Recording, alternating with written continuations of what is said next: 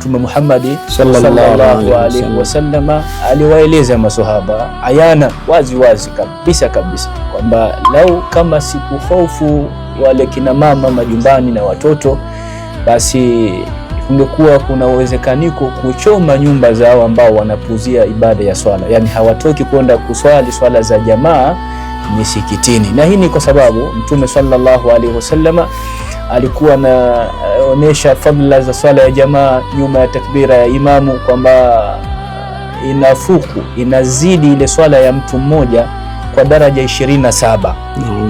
Yani yule ambaye anaswali peke yake anapata daraja moja, lakini yule ambaye anaswali nyuma ya imamu anapata daraja 27. Hiyo ni katika thawabu kwamba akhira yake mtu anatengeneza huko, lakini pia katika dunia ile swala ya jamaa inatengeneza connection baina ya wewe na watu, muamala kuja.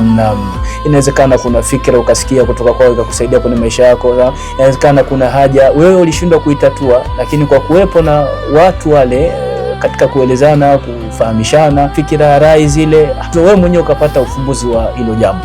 Lakini pia inaleta ile hali ya kusaidiana baina yetu. Unajua watu wanapokaa pamoja, wanapokutana pamoja, hii inawasaidia sana kwenye kuendeleza mambo yao ya kijamii.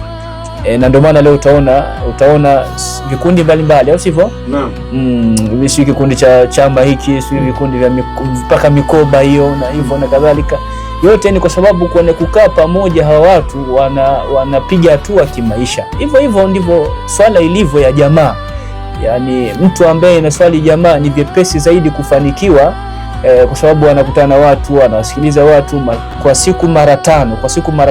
Kwa hiyo si kwamba tu faida ya swala ya jamaa kwamba ni akhera tu kwa mtu akifa na thawabu 27. Hapana, hii pia inarejea katika maisha yake, kana kwamba Mtume sallallahu alaihi wasallam alikuwa anapambania watu kwenye maisha yao ya dunia na maisha yao ya akhera. Ndio maana hakutaka wabaki ndani ya majumba, swala zao kazi zikawa ni swala za ndani ya majumba kama swala za kina mama, na inapendeza zaidi kwa kina mama kama ambavyo Mtume Muhammad sallallahu alaihi wasallam ametufundisha.